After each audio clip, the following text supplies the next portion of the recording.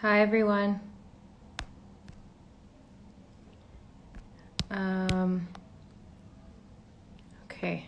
Dr. Sophia, I can see you're logged on. Just waiting for your request.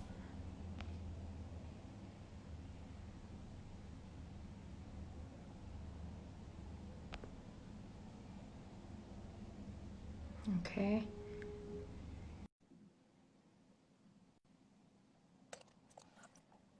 Okay. Hi, everyone. Perfect. Hello, Hi. Hi, Dr. Sophia. How are you? I'm doing very well. Thank you.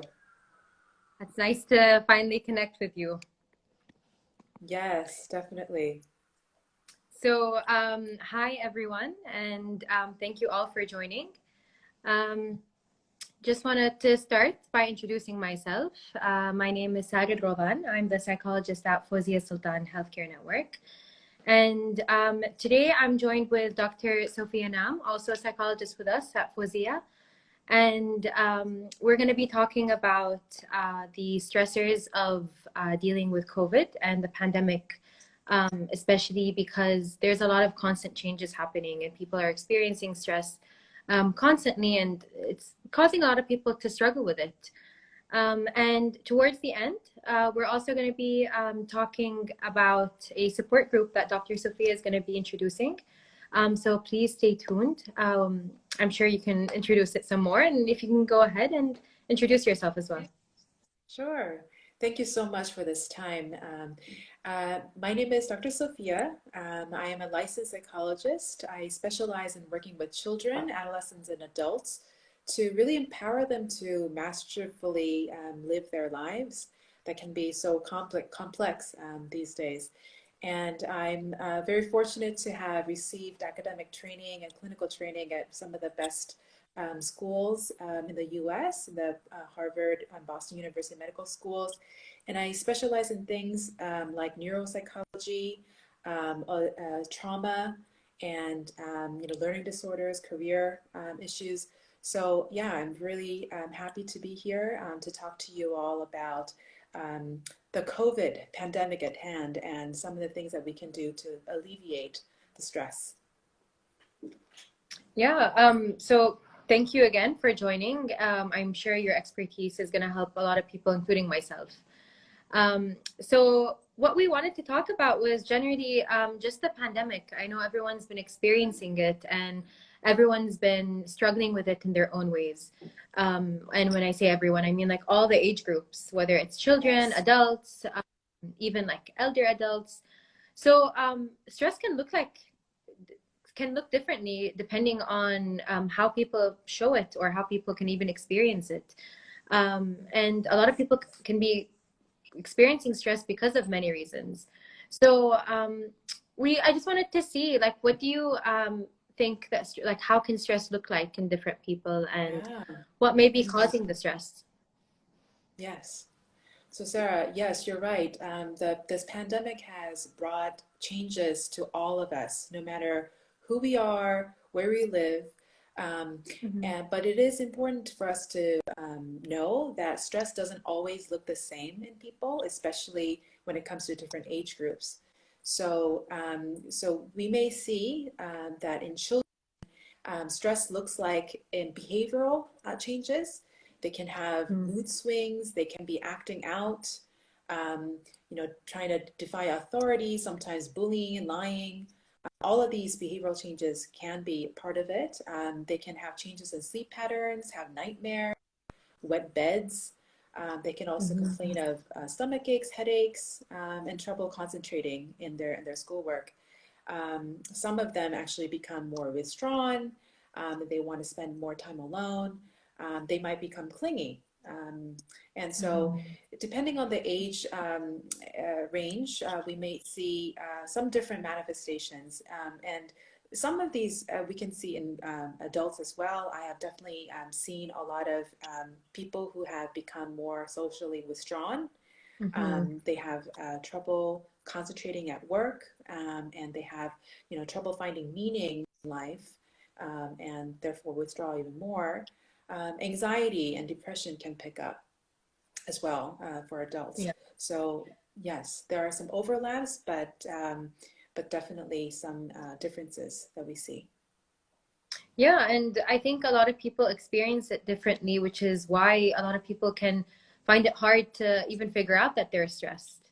I'm sure people might think that they're not even stressed, but their body shows different ways, whether it's sleep problems or physical problems, tummy aches, and for kids, even like bedwetting. It's a big Yes. sign of experiencing stress. That's right. That's right. Mm-hmm. So it's really important for us to be able to recognize in ourselves and also those around us that we care about what these signs might be so that we can help identify and find healthy ways to cope.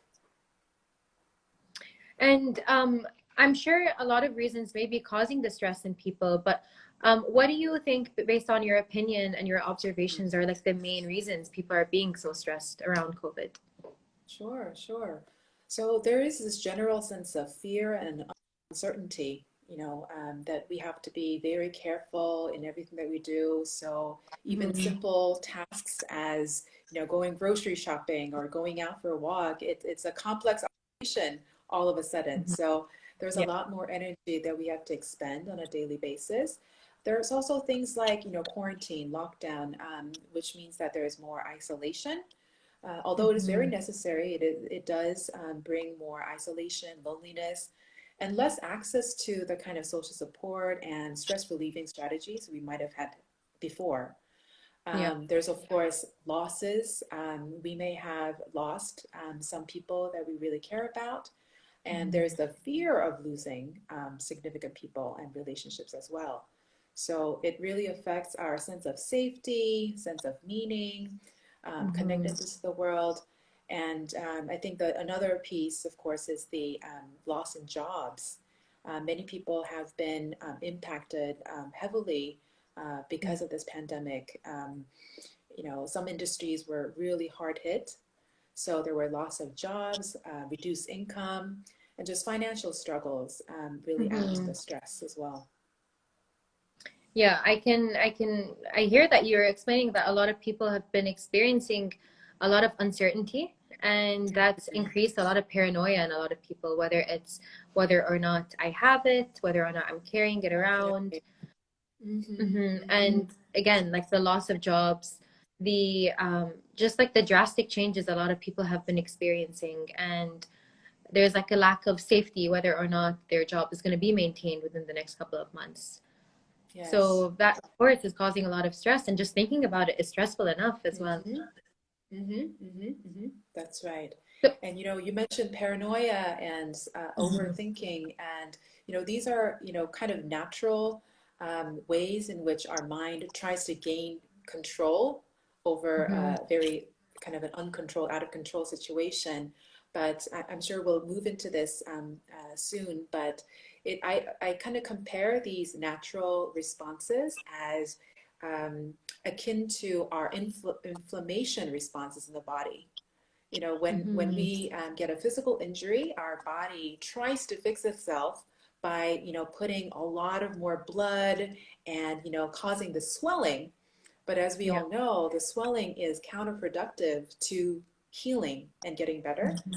So, some of the strategies I would love to share with the people who have joined us today, some real strategies to kind of ice our physical and mental injuries, and so that we can develop more healthy ways to cope. Okay, yeah, that's a really nice way, and we can definitely talk some more about strategies to cope with our stress. But I know that so like what we're doing right now, a lot of services have been switched to being virtual. With the changes, there are a lot of or I guess with the pandemic, there have been a lot of changes, whether it's like with virtual schooling or switching to online services like telehealth, and even attending certain things like Instagram lives have become much more popular. And I'm sure there are a lot of benefits, but let's talk about the consequences. What do you think the consequences are about joining telehealth or virtual services? Well, Sarah, to be honest with you, I really welcome this change. One of the things that we are seeing is this switch in our mindset, in thinking about telehealth, and I think it's a really welcome change for many people for many different reasons. So first of all, it really gives us a lower barrier to entry. A lot of people who felt that therapy was, really inaccessible are able to access it in the comfort of their own homes and their own time, and in the kind of safe environment that they like. So it makes our services a lot more accessible to more people. And although some people are a little bit, uneasy about the privacy issues, I can assure our viewers that we have good technology that ensures the privacy of our video calls. And in some ways, it actually increases our privacy, because I know that many people who have also cultural stigmas around mental health, they often feel a little anxious coming to a center, a physical location, lest they run into someone they know. And so, when we're doing telehealth, you can be in the comfort of your own home, your office, or even car, so that you know exactly where you are, and you have the privacy that you want. Yeah, I agree 100%. Telehealth has made it much more attainable to do services like whether it's therapy or group therapy. A lot of people who find it hard, like the commute, whether it's in Kuwait or even abroad, that has made it so much easier.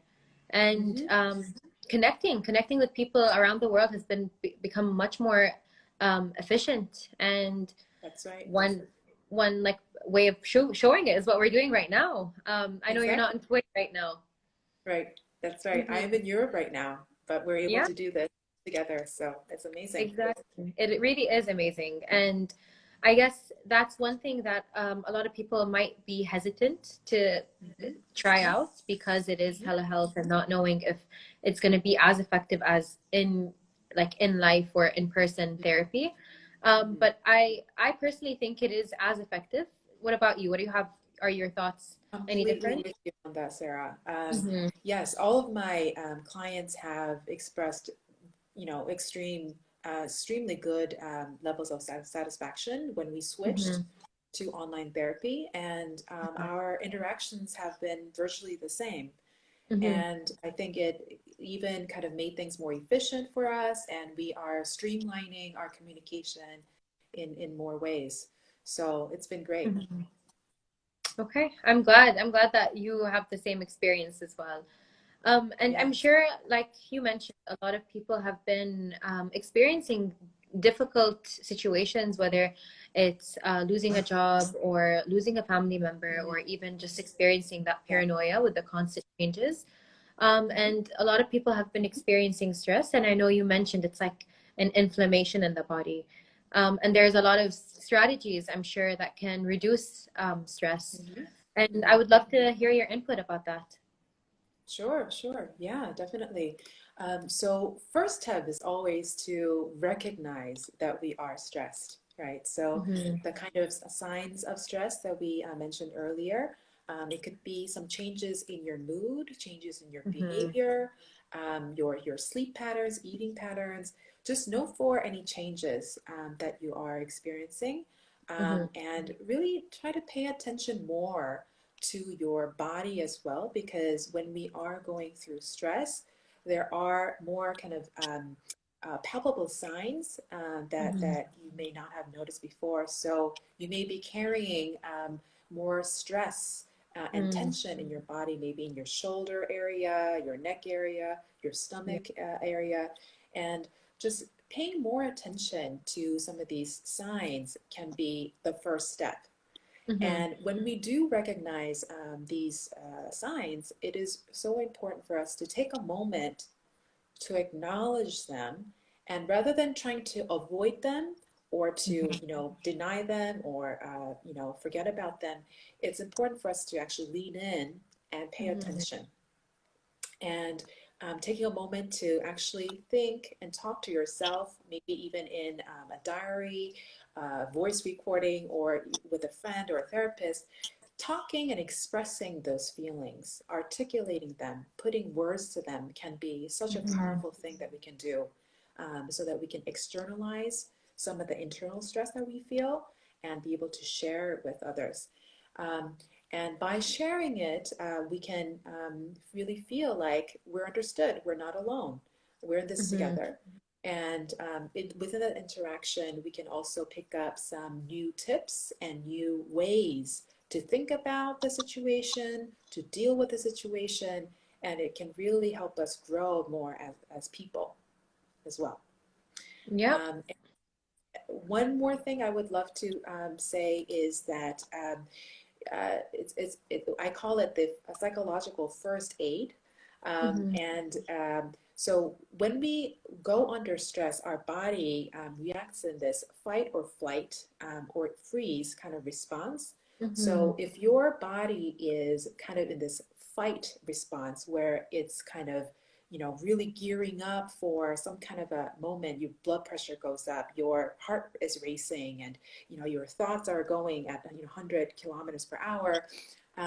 Take a moment to do things to bring that down. Breathing is an awesome thing that we can do anywhere, any time of day. It's just a matter of checking with yourself and breathing and regulating that breath, regulating the heartbeat, and everything else follows. If you're feeling like you're frozen, like you're immobilized, doing things to kind of activate our bodies, whether it be, you know, going out for a walk, taking a cold or hot shower, changing our body temperature a little bit, you know, doing things that engage our senses, you know, listening to music, touching things that we like. Those kind of activation strategies are really helpful as well. So depending on how your body is reacting, trying to work with it and bring it up to a more of a kind of a medium level is a really good way to do that. Yeah, these are really helpful tips. And like the first one you mentioned is kind of just almost allowing ourselves to experience stress. A lot of people Yes. are afraid of even admitting that they're stressed or even sitting with any emotion and would rather dismiss it, but kind of just experiencing it and identifying it, like you mentioned. And then kind of applying whatever strategy is more applicable during that time. So if your mood is or energy levels are low, to kind of activate that, and if you feel like you're too activated, to kind of decrease that. Yeah, that's a really clear way of putting it. And I think the clearer it is, the less intimidated people feel with it. That's right. And I know a lot of people also tend to kind of dismiss that the fact that they're stressed, or think that it doesn't really affect anything else other than their own selves. But I know a lot of relationships are can be disruptive when people are stressed, like interpersonal conflicts or even work productivity can be harmed. That's right. That's right. Sarah, you're right.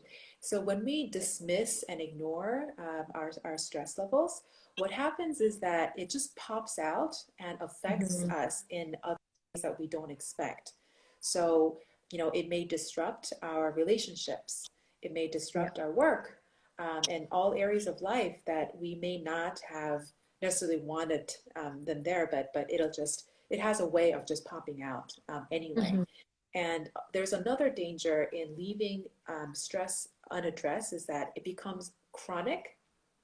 If we recognize something and, you know, deal with it, cope with it, and learn to manage it, we have an opportunity to reset our bodies, reset our minds, to go back down to the base level. But if we leave it unaddressed for a long period of time, it can actually cause profound damages to our immunity, the immune system, and just our health in general. So, you know, we have seen heart disease and other kind of like diabetes, you know, high blood pressure. All these kind of things can result as when we do not address it in a timely manner. Mm-hmm. Yeah, so I can hear that it's when we don't address it, it doesn't really go away, the stress. It becomes chronic and becomes something that people are used to just living with, but it might be okay in the meantime, but in the long run, it can affect everything, whether it's physical health, interpersonal conflicts, issues with our life, which I can only imagine increases the sense of stress and anxiety that one even experiences. That's right. That's right. Um, And I know you're going to be running a COVID support group or stress management support group around COVID, which is amazing and it's really exciting. And I'd love to hear some more about it. And I'm sure the viewers would as well.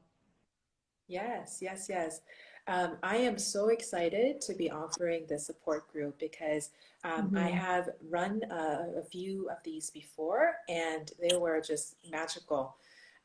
There is a power when people come together and be able to share experiences in a very safe environment Yeah. where they don't have to fear judgment and they can just be themselves.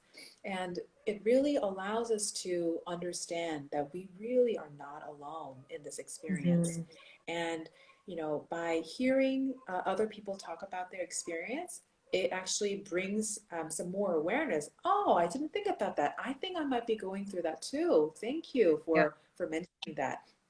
And there is this interaction, this synergy that just happens in the group where people are exchanging understanding, but also information and tips. It just Mm-hmm. really becomes this magical thing that happens. And in a matter of few weeks, I have seen that group members report less anxiety, more hope, and they Oh, become wow. more equipped with tools to really cope and really move forward with their lives. So I'm very excited to be offering this. Yeah, that sounds really exciting. I know that with groups, there's a power of feeling validated and validating others and feeling heard and understood and connected, which can really Mhm. counteract the sense of isolation and staying home, which a lot of people have Yeah, been struggling with COVID. And exactly. just to clarify it further for anybody interested in the group, it will there how's the like I guess setup of the group going to be? Is it more personal based, like people sharing their stories, or will it be like Mhm. more, I guess, skills based? Sure, sure. So this group will take place online. So as we discuss the Okay. benefits of telehealth, I think it would be Mm-hmm. really great for people to join in a secure, private location, and we'll be in this virtual space together. And we will be doing this in a semi-structured manner where Okay. people will be talking, about their own experiences, hearing each other and giving feedback. There will be components of psychoeducation, which where I, let people know about how stress works, how it impacts our body, what it looks like, what we can do, and we will combine that with some skill building as well. So some Mm-hmm. concrete tools that you can take right away to implement in your life to experience immediate changes. So Mm-hmm. it will be things like, meditation, mindfulness exercises, breathing exercises, but also building healthy routines, changing certain things in your diet, Mm-hmm. exercising, other interpersonal skills, all these skills that are very integral to our, full abundant life. We will be discussing them in the group as well. Okay, that's great. And I guess that could be applied for anyone experiencing any stress. It doesn't necessarily need to be related to COVID. Is that right? Right. A lot of the things that we'll be talking about will be about life. The Mm-hmm. COVID has impacted us in a way that it sometimes highlights some of the pre-existing issues that we have had, Yeah. um, and it just somehow amplifies some of those things. So we'll be discussing COVID-related stress, but we will soon Mm-hmm. realize that it is about life. Yeah. Hmm. Hmm. Which I guess can be applicable to so many people and Yeah. everyone can relate to that because everyone Yes. experiences Definitely. stress one time or another during their lifetime. And Hmm. lastly, just wanted to mention the whole idea of confidentiality, and I'm sure that's taken very seriously, Yes, even with the support. yes, that's right. Mm-hmm. Yes, I describe confidentiality as the lifeblood in what I do, and Yeah. it is absolutely crucial in setting up a safe environment Mm-hmm. for people to feel like they can say what's on their minds without fearing that it will go out and be gossiped about. You know, it'll just really be that space for themselves, the time for themselves Yeah. to just to express what's on their minds. So we will be definitely discussing some ground rules Mm-hmm. to really make sure that everyone is on the same page about confidentiality, but Okay. also respect. Also, you know, other things that make a group a safe environment. Mm-hmm. So we'll spend Yeah. moments during the first session to discuss that. Yeah, and I think that'll make a lot of people just feeling more safe and eager That's and more comfortable even to share, whether it's with telehealth, with personal therapy, or group therapy. that's right. Thank you for taking the time, Dr. Sophia, for explaining everything. If anyone has any questions, I've been keeping my eye out. I haven't seen any questions. But if anyone has any further questions, you can feel free to send either this account or Dr. Sophia's account any personal messages, and I will both be happy to respond. And Definitely. also, please stay tuned and expect the information to come out about the COVID support group regarding timing and registration and any other further information that is in interest of anyone. Yes, that's right. Please stay tuned. Yes, we're hoping to launch it in January, this Okay. registration process. So Mm-hmm. please stay tuned, and I look forward to seeing many of you there. Perfect. Thank you so much, Dr. Sophia, for your time. I'm sure everyone really benefited from everything you said. So thank you Sure. again, and it's nice to connect with you. Definitely. Same to you, Sarah. Thank you so much. Thank you. Thank you, everyone. Bye-bye. All right, everyone, take care. Bye-bye. Bye.